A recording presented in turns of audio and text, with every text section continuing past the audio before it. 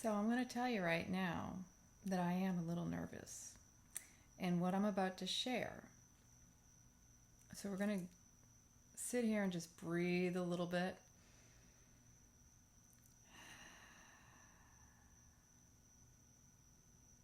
Coming into body awareness, coming into breath awareness, focusing on deep belly breaths, deep down into the pelvic floor, inhaling through the nose, filling up the belly, up through the diaphragm, up through the chest, and on the exhale, lowering, the chest lowers, the diaphragm flattens, the rib cage contracts, as well as pulls in and up at the navel center. So mindfully closing your eyes down, scanning your body, breathing long and deep into the pelvic floor. Mindfully, with awareness, notice as it enters your nose, up into the back of the throat and down, feeling it spread into your lungs, across your chest, into your cells. Feel your ribs expanding and separating, creating space. Feel your belly filling up. And then on the exhale, feel how it's like a sigh of relief. In fact, let's do that. Let's inhale together and just sigh it out. Let's do that a few more times. It feels really good when you can get a nice deep breath. And on the side, just feel just the release in your shoulders, your neck, your back. Inhale again. Let whatever heavy weight you feel on your heart, maybe some tension in your throat, a blockage. Inhale. Sigh it out and release. Again.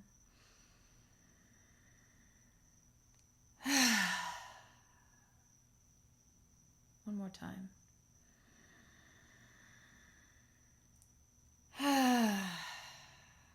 And just with your eyes closed here, just go within. Notice what you're feeling.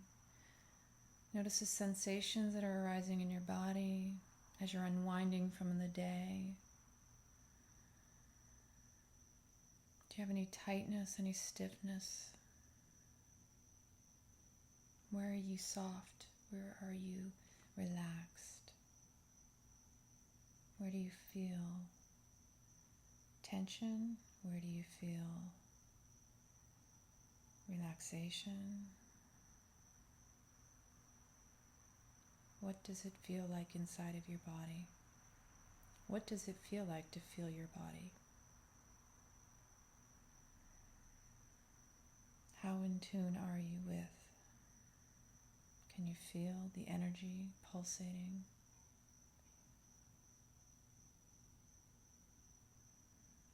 Is it a light hum? Is there a heavy vibration? Do you feel numb? Whatever you feel is real for you.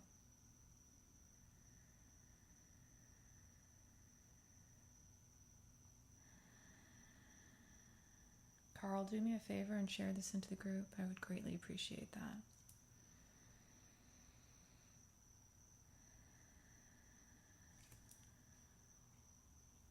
I am so grateful for each and every one of you for tuning in.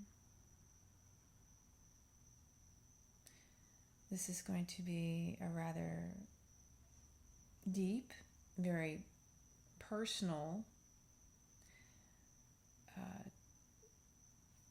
share from myself, my own personal experience, and just some things that have been dropping in for me, some memories that have been arising, what I've been feeling in the collective as far as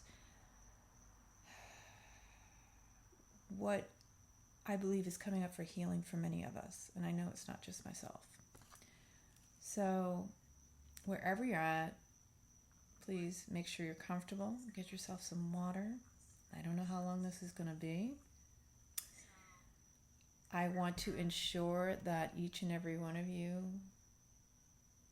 is safe, feels they can be present with themselves, because I think when I share, some of my stories may touch some open wounds or even some old wounds for some. It may bring up some emotion.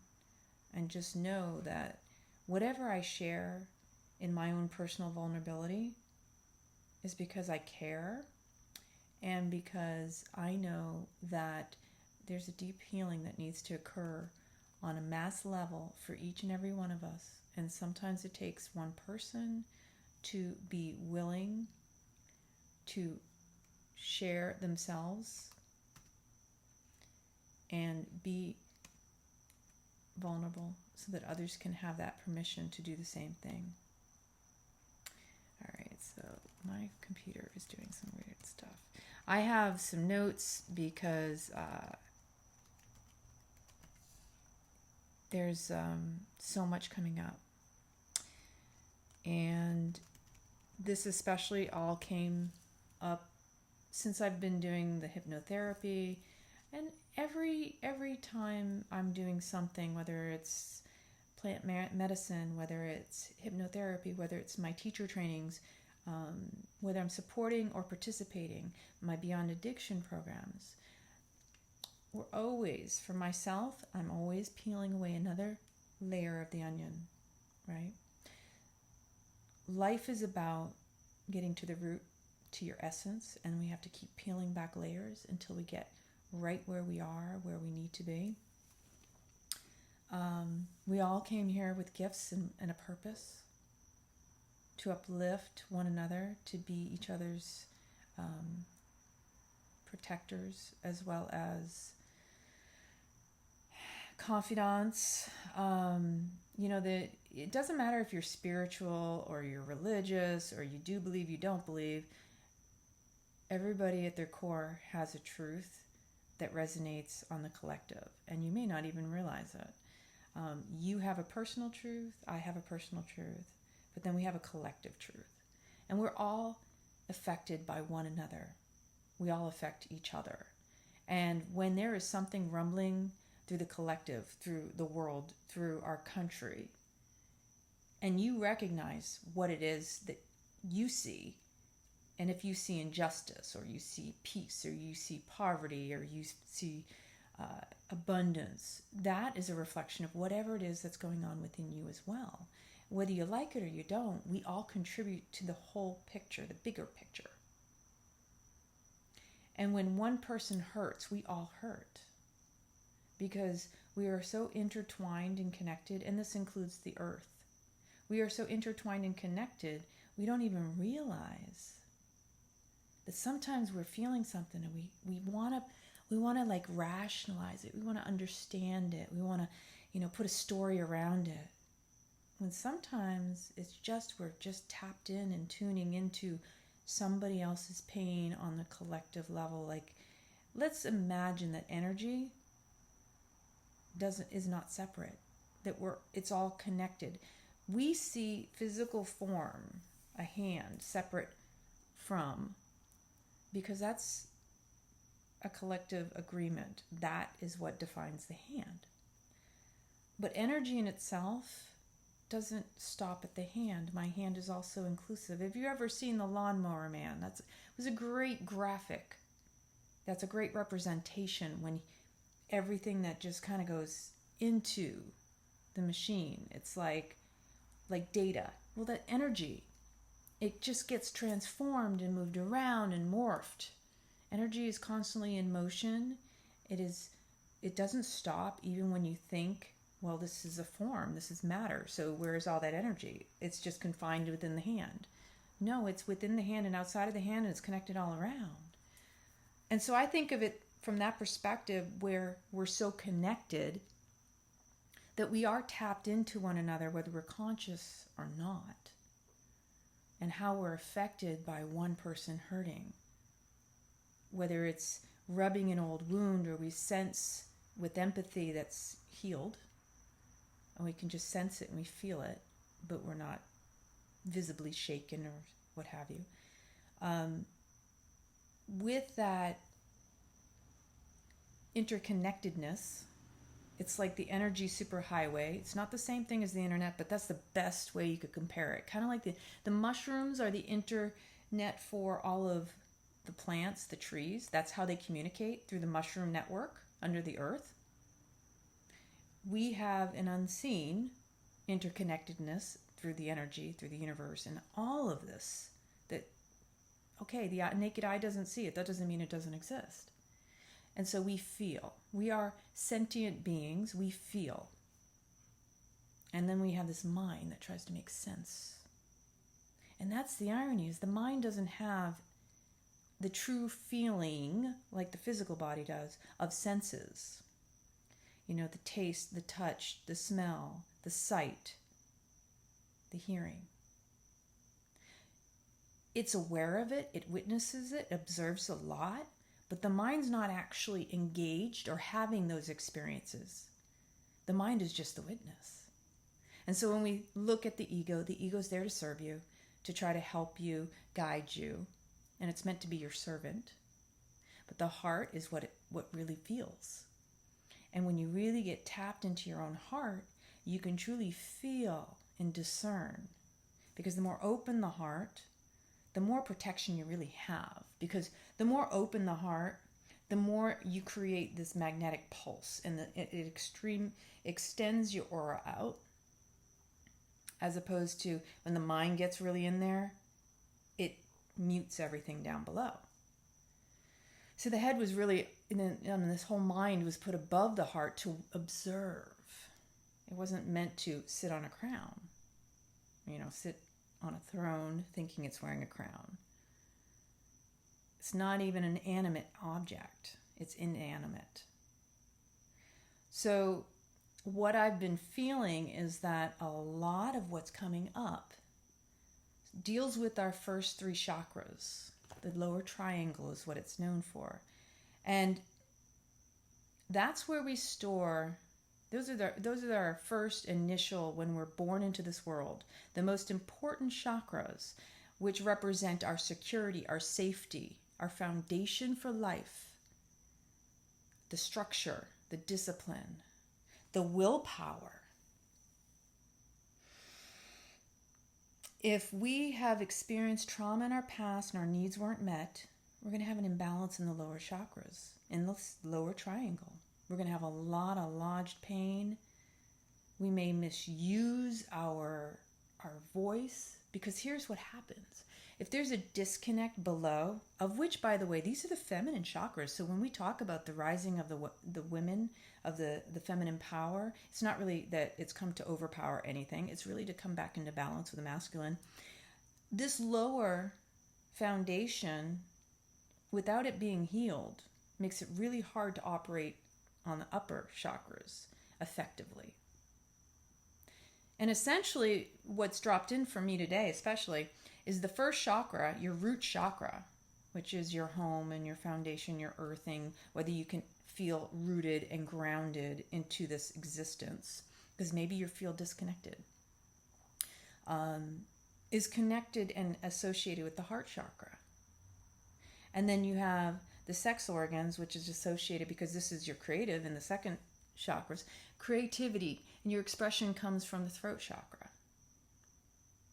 And then your third, your willpower, and also the willpower with the third eye, your intuitive sense to be guiding you, they have to work hand in hand.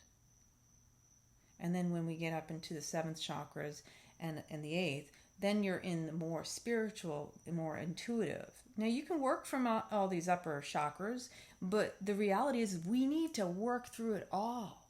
It needs to be balanced, and we need to be able to rise up and come back down, because this is how natural energy works. It expands and it contracts. It goes up and it comes down. It goes in and out. Life's a dance like that. There is this ebb and flow, the polarities. And all of that polarity is to show you when you're in one more than the other. And then when you come back to the center, you're in perfect harmony and balance. But going back to these lower chakras, what's been coming up is I really feel like the rumblings of a lot of people's unexpressed traumas, unhealed, unfinished business, let's say. You know, when you had an experience and you were told to just suck it up and move through it. And when you were told that, you were never able to fully feel into it and heal through it. You know, like work through the entire process. If you ever watch children when they fall and get hurt, initially, before the parent responds, there's a pause. They're processing. And sometimes, like, let's say they hit their head on something, they'll put their head back down. Because there's an innate knowing that they need to feel through it so the energy continues to move instead of stop right there, block it, which is what happens when somebody else interrupts their process. And this happened for many of us growing up as children. We were never allowed to finish going through a full process or given the tools or the know-how or learned how to establish a healthy way to express ourselves, to heal through pains, to know that we were supported, to know we were still loved despite what had happened to us, and how to establish healthy boundaries around those experiences. See, it's the struggle we have as adults is the continuous struggle we experienced back then and trying to make sense of what we went through without any explanation or understanding of the circumstances. It's really easy for us to stuff feelings as adults if we've done it as children, if we've set that in motion. It was the pattern that we were taught. You're not supposed to feel things. You're not supposed to be so sensitive. The reality is you're a sensitive being. You need to awaken those senses. And a lot of us as adults were coming back into trying to reawaken our knowing, our sensation into who we are as individuals. So with this lower chakra, there's all this trauma coming up. And, you know, this is the one thing I love about what Tom and I created with the group Ridiculously Raw Authentic. It was truly a labor of love because we knew that we wanted to have a safe place where people could come and share their stories and people could support one another, because that's important. Not everybody out there has a community. Not everybody out there has friends and family that are there for them. They feel disconnected. They feel they don't fit in. And that in itself is a result of never fully feeling accepted as we were growing up. And so to come together in whatever fashion that we can online is a beautiful way to do it. It's one of the things I've always said. We can use the power of the internet to create inclusivity, to, you know, reach out and touch one another across the world. But there's so much pain, and people are so guarded and shut down because they're afraid, and the fear is because of repeating the past. But the past cannot repeat itself if you don't allow it to have the power over you. I know sometimes that's harder to put into practice when you've lived in survival mode all your life, and to imagine what it's like to thrive. We hear all these things like, oh, I'm a survivor, or oh, I'm a warrior, oh, I've been through, I beat this, I beat cancer. The unfortunate thing is this utilizing of words that involves what sounds like a struggle. And we don't even need to struggle for greatness, but yet that's what we've been taught. That nothing great comes without hard work. That if you didn't work hard, then you probably don't deserve what you got. You know, you can go through all of the old paradigms and all of the old things that you used to hear, and if you can think of any, throw them in the comments, because maybe there's something I'm forgotten. And it's okay, because we can nip those in the bud. We can change the story. We can change the narrative. We don't have to be so stuck in the past that we allow it to rule our lives.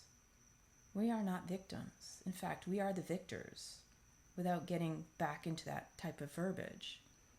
Let's thrive instead of just survive. That's what I want for each and every one of you, to begin your 2020 in the space of grace, with ease, stepping into your essence and letting it exude so that others can participate in your glorious gifts and what you came here to offer, because we all have them. When I started setting this up to do this video, I started to get really nervous, and I think it's because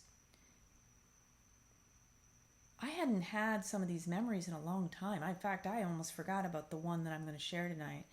And the reason I'm doing this is I really want this to be broad awareness. This is a dialogue for men and women, but as a woman myself, I can only speak from my personal experience growing up, that there's, in my, especially if you're religious and you went to church, number one, you were not supposed to have sex before marriage.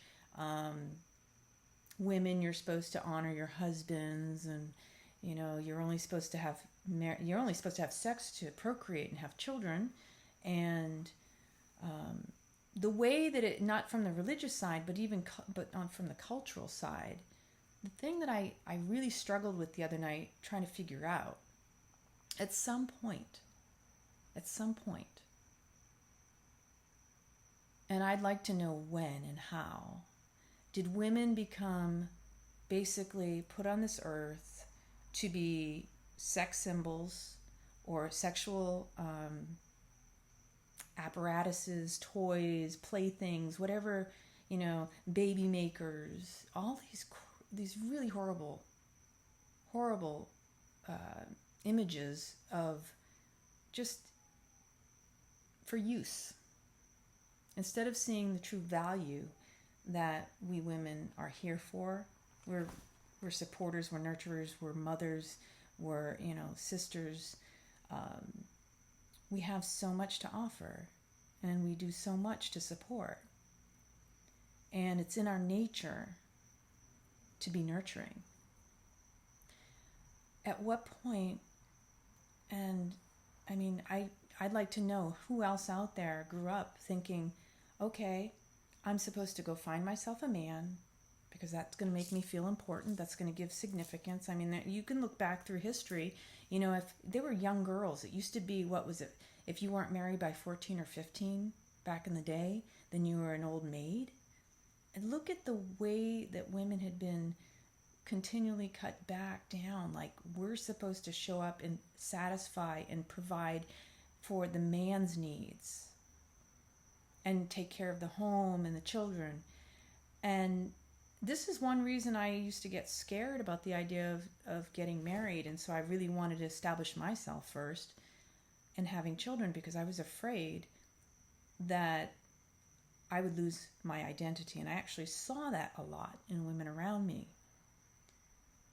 That the idea that we have to entertain, we have to perform a show, manipulate with sex because we're being seen as only good for one thing, and it's, like we're there for that purpose. This is kind of the thing that I was sitting with about, being in high school, and all of a sudden, you had a crush on a boy, and I used to love to kiss. That was my thing.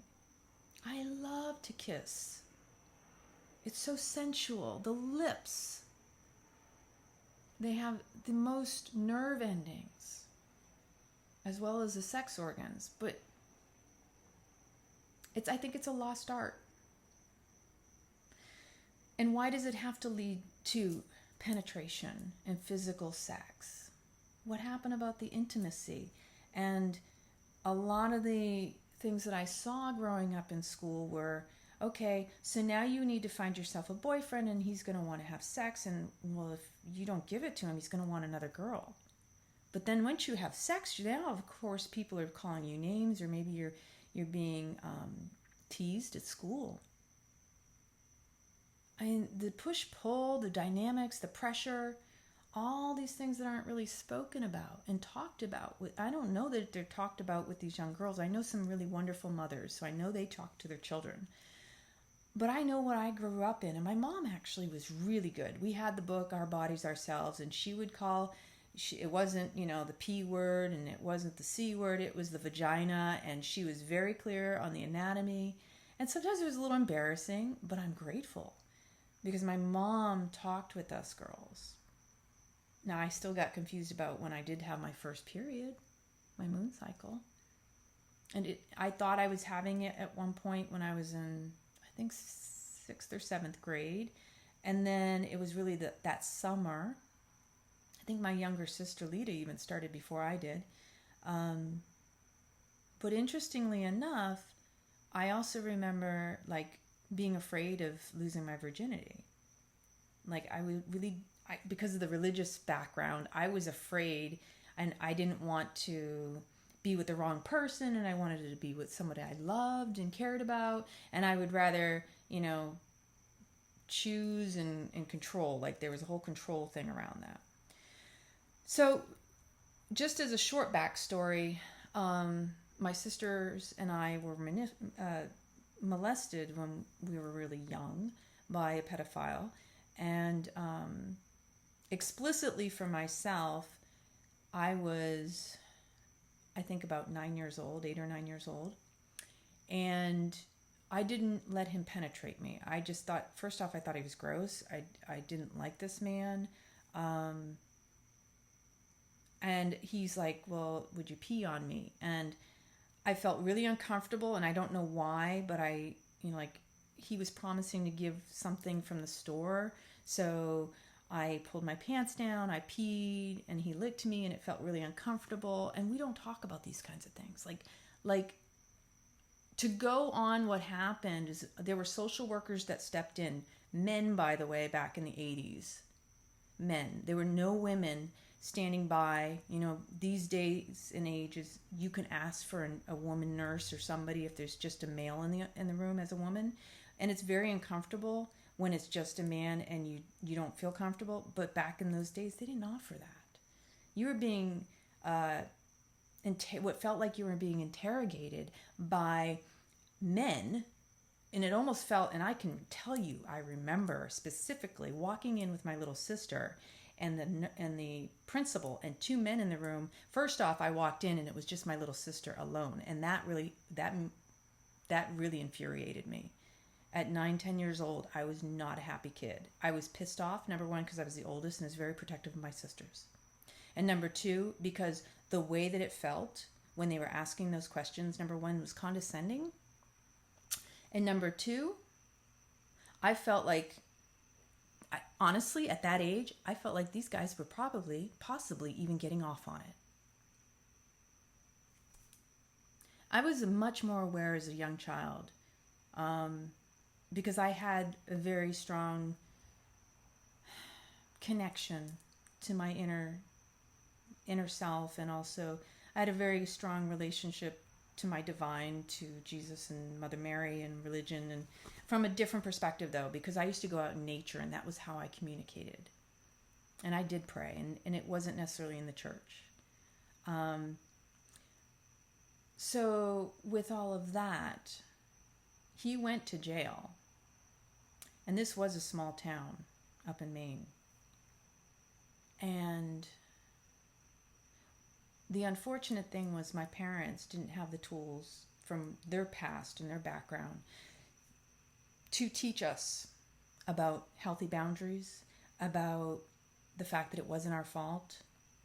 In fact, 3 little girls were watching their parents fight. And what happens when your kids witness you fighting as parents, or you see your parents fighting? You think everything's your fault. You think it's your fault that your parents are unhappy and they're fighting with each other. You don't see that what's happening is they're so protective of you. They're trying to figure it out and navigate themselves. They don't know what to do. They're fearful. They feel angry that they let it happen. They feel angry to each other because they want to point blame and fingers.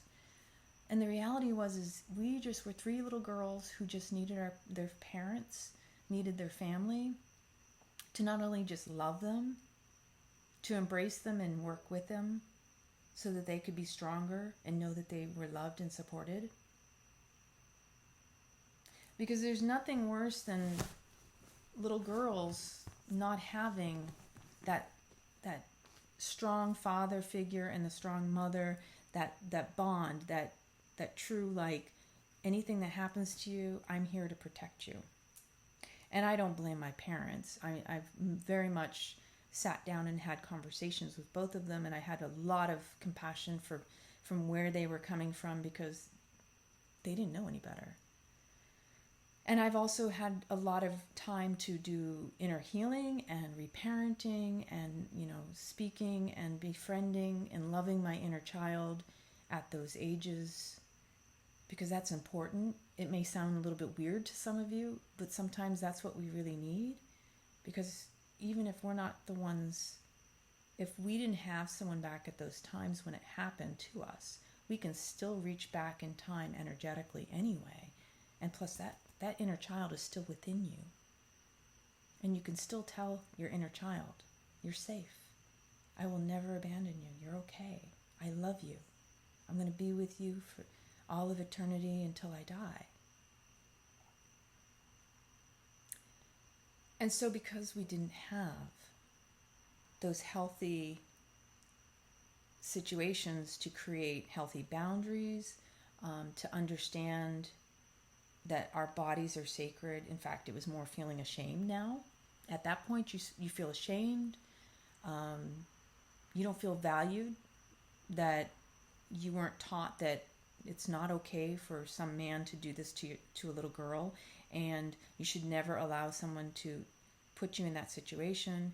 And in fact, what does that breed? It turns it around, where now you're growing up in a culture that's already perpetuating this idea that, well, you're supposed to go find yourself a boyfriend and you're supposed to meet their needs and get married and all that stuff. So when you already don't feel worthy, and that this physical body doesn't seem sacred anymore because somebody has now tarnished it, has taken away the innocence of it. It doesn't matter whether it was penetrating or not, as far as sex goes. Could be abuse in the form of beatings or verbal. All of that matters. Because the body keeps score. The body feels all of it. As a result, what ends up happening is the majority of us young women, young girls, babies, end up with unhealthy sexual habits, routines, and patterns and relationships. And then the relationship with the body to begin with is not a healthy one. If you're lucky, you meet someone and they help you through it. And when we're young, we're trying to navigate what our bodies are anyway, and we're going through puberty and we're feeling all these things in our teenage years. And then all of a sudden it's like, oh my gosh, now I'm supposed to do something for somebody I don't even know about myself. And so I was sitting with this memory because it popped up the other day. And I hadn't thought about this in a long time. And it just didn't even feel like my memory. It was really weird.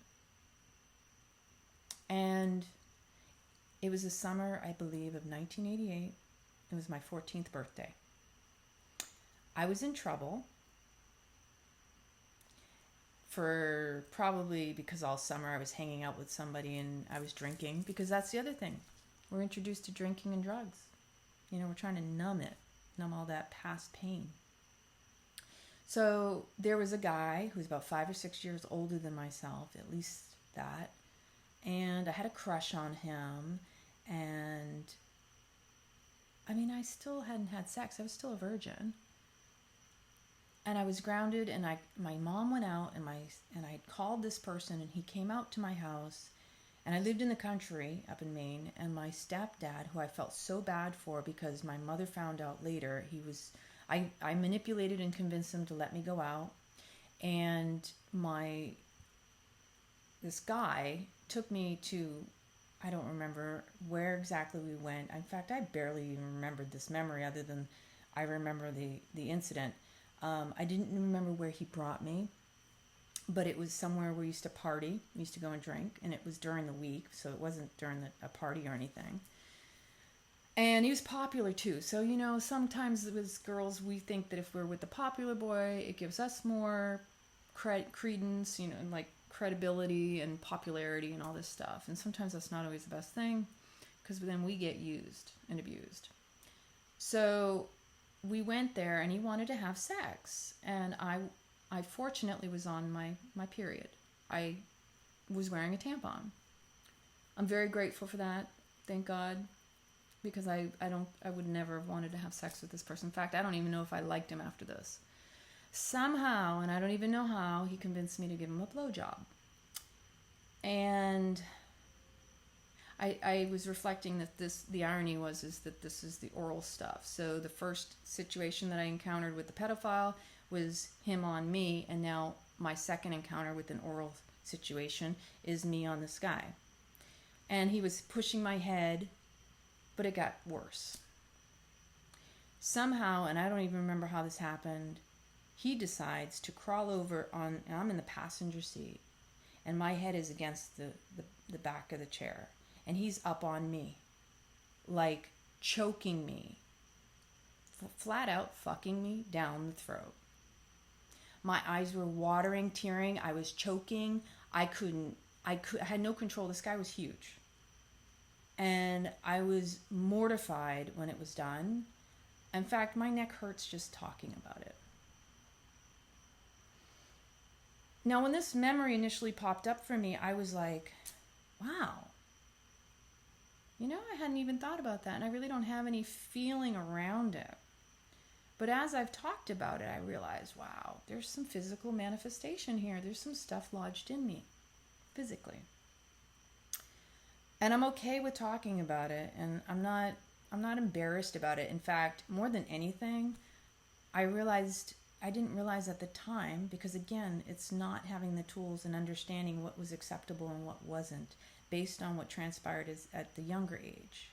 And this is what happens if we don't have a proper healing through one occurrence. It will repeat itself, and it will manifest, and each time will get worse. So after this happened, I'm sure I remembered gagging, opening up the door, and spitting, throwing up. He brought me home. I don't even remember talking to him. I don't remember what happened after that. I don't think I thought he was anything after that, other than, I called my girlfriend, who was my childhood best friend at the time's older sister, and we had been hanging out that summer. And in some part of me, I was kind of like boasting it, but then I wasn't. I was in an uncertain tone. So some of you women out there, maybe you can relate to this. When you're uncertain, but you're trying to get feedback through just sharing, I called her up and I said, I was kind of like, well, I gave my first blowjob, and I explained and described the circumstances, and she gave me the good feedback that I probably needed more than anything. But I didn't know what to do with it. And she's like, Lana, that's not okay. That wasn't okay what he did to you. And I'm grateful that she gave me that feedback. I don't recall what I did with that. My mother found out, and I don't know that I told her or what happened. I don't even remember. I think she might have told me if I didn't tell my mom, she would tell my mom. So maybe I did tell her. And my mom was a very protective mom. She was furious. And so my mom's way of handling it was calling his phone line and crunching crackers on the phone line. That was one incident.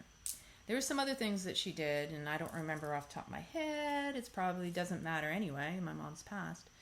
But my mom was very much like a very protective mom, and she would go out and be vindictive because that's just how she was back then. But that memory, and then another memory, and then another memory came up. I had memories coming up of another person, another situation where I didn't necessarily want to have sex with them, but for whatever reason, maybe I just gave in because I was drinking a little too much, and they kept being pushy, And I just went along with it. Wasn't anything great.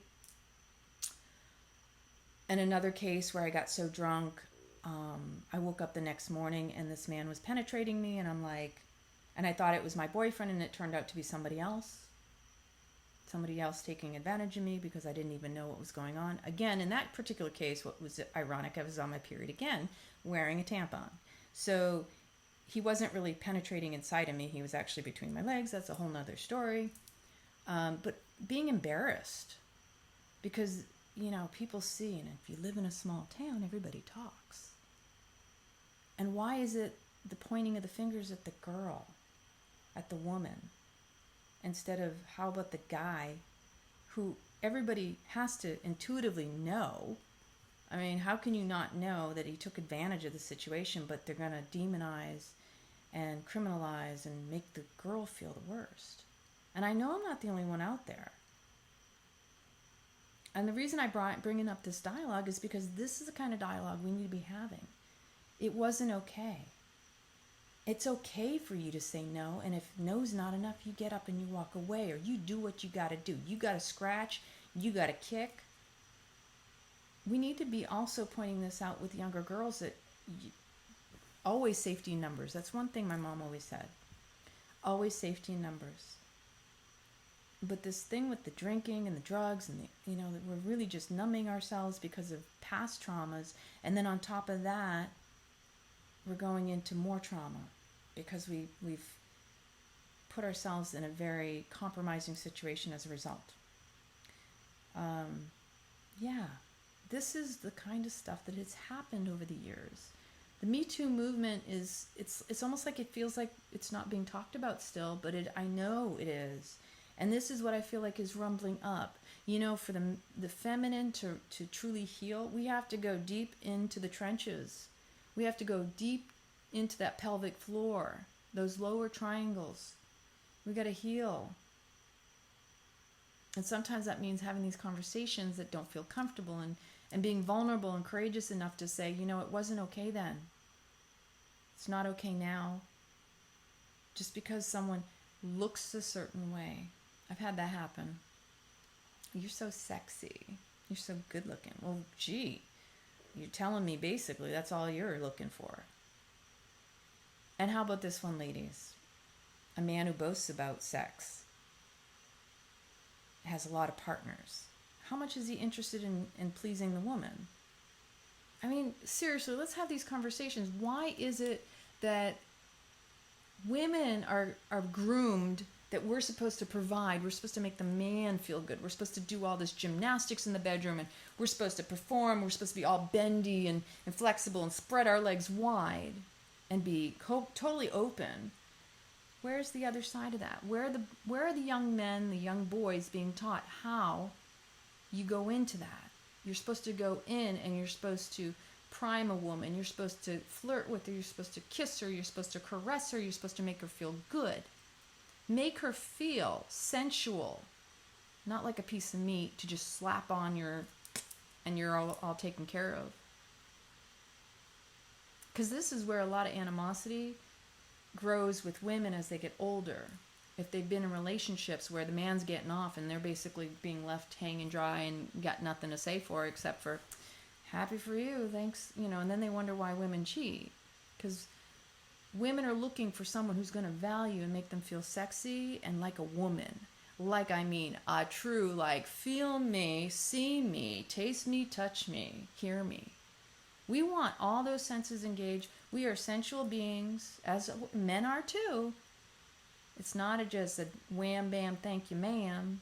I know men want to feel something more powerful than just a, get off and go.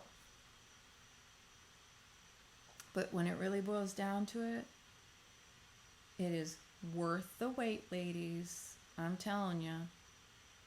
If you have to give in just for, the satisfaction of somebody else and your needs aren't being met. See, this is where the imbalance came out. When were women's needs not important? I think equally we all need to meet each other in the middle And it's not someone constantly taking or taking and taking or giving and giving and giving. When we can come together, then we can create balance and harmony through proper communication. First off, if you don't have communication, open dialogue, I mean the hard conversations like, hey, what excites you about life? Let's have real intimacy. It's not necessarily intercourse, because the intercourse should be a dialogue. The true intimacy is when you can see more than just my physical aspects, that you can feel me as a living, breathing being that is contributing to you. And I want to feel good when I walk away from somebody, and I want them to feel good when they walk away from me. I'm not discounting sex, by the way. In fact, I think sex is a beautiful thing, and I love sex. I love intimate, juicy, wet, voluptuous, sensual, aromatic. Like, I want like full body on, like I want everything to tingle. I don't just want the lower chakras getting the action. It should be everything. You should be lit up like a Christmas tree from the tailbone up through. Because life is too short to just be going in for these like random things. I think this, free love is also another conversation for another time, but I do understand where that movement started in the 60s, and it was really about women feeling empowered to be able to do just like, hey, if I want to go have sex and I want to be free and I'm in touch with my body, that's cool. But I still think there was a whole lot of this Me Too back then too, because then there's the pressure. Look at the pressure now. Now you got all these polyamorous and binary and lesbian, and it used to just be a couple things, and now I can't keep up with it. And I'm not discounting it. But you got to be involved and aware with yourself before you can go reaching out, trying to try other things. If you're looking outside of yourself, you're missing the most important thing right here. It's easier to find all sorts of stimulants on the outside. But the truest, most amazing is the one when you got it inside. Get in touch with your body, people. Tune in. Get turned on when you tap on. Tap into this. If you can't get yourself off, you're not high on your own self-love and care, then you don't have any business going out looking for it outside of yourself.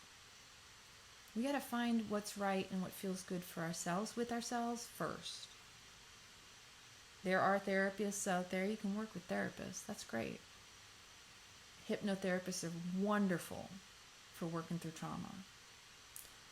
So there are so many old paradigms that we're trying to get out of.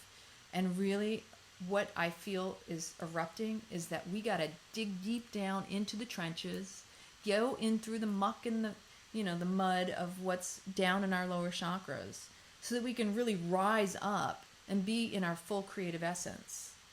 We're not just here to procreate. We don't have to have a baby. We can birth all sorts of amazing things. And when you get the full body sensation going on, you've got healthy sex, I'm going to tell you, I know in my life, I think I was probably the more successful, happier, lighthearted, probably when I was getting the best sex and had a decent partner in the sense of relay, we call it, give and take and this receptivity, even if they were long distance relationships and short-lived. Even those short-lived ones that I had, I mean, seriously, I'm not saying I haven't had fun and haven't had sex over the years, but still, over courses and through my life, I can see where I was thriving. And I'm a sensual being. I am a sexual being. I like sex. There's nothing wrong with it. In fact, you need to harness it, because that's your Shakti, that is your creative energy, that is your Kundalini. Whether you're using it to have a baby, start a business, create a line, fashion, music, dance. You gotta move and shake. But the only way to get it moving is to work through that old stuff. And you gotta take it in your leisure, at your perfect time, for your healing. I know that's what I've been doing for me, and I'm all the better for it, and I'm so grateful because especially this past couple days, I feel like a huge healing happened. I don't even know how to explain it. I've had these amazing dreams. I even woke up this morning with so much love in my heart, so much openness, and so much forgiveness. I can't even explain it, but it feels damn good. And I want that for all of you too. And I really wanted to share my story because I don't want anybody to feel like it's okay that they felt pushed into something, they felt bullied into sex. It's okay to recognize it now and to learn from it, but whatever you do, do not give yourself a hard time. Be kind on your mind, because what I had to sit with at many points in my life is that self-flagellation, the self-deprecation, that negative self-talk, beating myself up about how I should have known better, which of course I couldn't have back at those ages. When you know better, you do better. But when you're younger, you need to have compassion for that little one, your younger self, your inner child. She needs just as much love from you and forgiveness. And you need to forgive yourself first, more than anything else. Because if anything, patience starts with self. And when you find forgiveness and you can work through whatever you've been through in your life, you're going to be able to help others even more. But the minute you place blame, whether it's on yourself or someone else, you have given up your power. You've given it away. And now you're playing the victim. If someone else has to take the fall for whatever it is in your life that has ever happened, and nobody needs to be pointed fingers at. Nobody needs to be accountable. You just need to see it as an experience you went through. It's not who you are. It does not define who you are. It's an experience that allows you to grow. The blame-shame game is lame. Don't be blaming and don't be shaming yourself or anyone else. The true power is within you to rewrite your story, to reframe it, to change the narrative of your life. You are no longer a victim. It wasn't okay, but now you are okay. You're not back there. You're right here. And when you got a loaded gun with 3 fingers, I want you to look at this. When you're pointing the finger at someone else, you're loading that gun and be ready, because whatever goes out comes right back 3 times. Ask yourselves these 3 questions. If you're ever pointing a finger at someone else, how is this part of my past? Is this possibly in my present self? And is this predicting my future? Because what you have to remember is when you blame someone else, and I've had this happen, and the more spiritual and the more awakened you are when you do this, it really feels like a total slap in the face. Like, it's huge. Because I've had this happen where I, in my mind, was pointing a finger, and then I caught myself doing exactly what I was getting upset with somebody else about. That was humble pie. And it didn't taste so good. So now I see everything that's coming at me as a blessing. And you know what? No matter what's coming at you, you can turn that energy. Use it and harness it.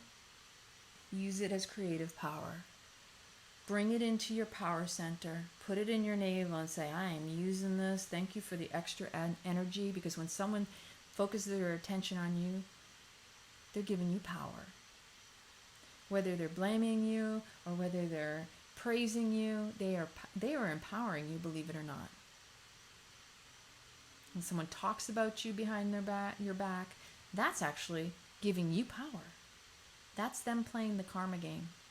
You want to be living in your grace. You want to live in your dharma, which means you're not living out old past patterns, beliefs, or behaviors. That's empowering.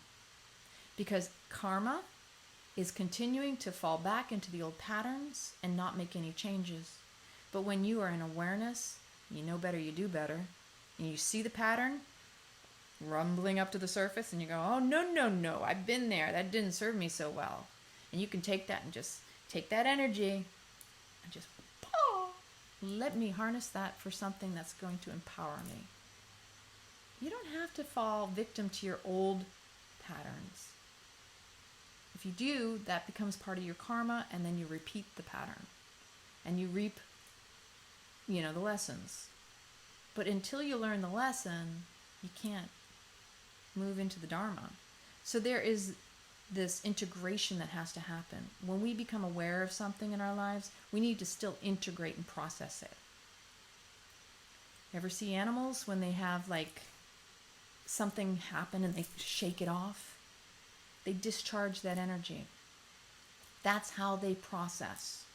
We as humans, when I started out this video, I had you breathing, and then we sighed it out. That's a good way to discharge energy. If we're processing and we're feeling overwhelmed, we got to find something to shake that energy. That's why we need to move our bodies. We need to release it. Somatic. Everything is in our physical body, DNA. And we need to express, whether it's through movement and dance. You see me in my kitchen. Or maybe you're just running. Whatever it is, you got to find what works for you. Maybe it's just screaming. You never know. That was a lot. I needed to unload that and share, and I hope that touched some of you out there and helped whoever out there needed to hear it, because I know that when I do these kinds of things, I myself grow, and I recognize that there is a huge shift in myself. So I want to say thank you for listening and tuning in, and make sure you share your story in the group, Ridiculously Raw Authentic group. I love you very much. Just remember, you're an adult now, and you can work through life in the present. But if you're still stuck in the past and pointing fingers of blame and creating, retelling the same story, that story will perpetuate. You have to be careful about the words you use and the story that you tell. Tell the story you want to live, not the one you wish you hadn't, because that's the one you continue to live. You are powerful, you are beautiful, and you are bountiful. Step on into it and just know that life is meant to serve you if you open yourself and allow it. So have a blessed evening, sweet dreams. I love you very much.